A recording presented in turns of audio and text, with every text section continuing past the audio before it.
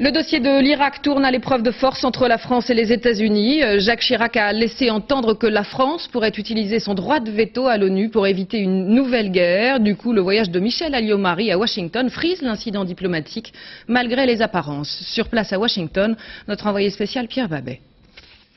Une embrassade sur le perron du département d'État suffira-t-elle à effacer les divergences très réelles entre la France et les États-Unis sur l'Irak ?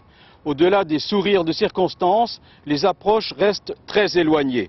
Les États-Unis veulent aller vite et fort. La France veut, avec l'ONU, donner encore une chance à la paix.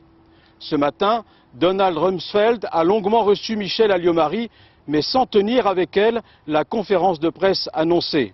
Il avait fait un geste hier soir en allant la saluer à l'ambassade de France.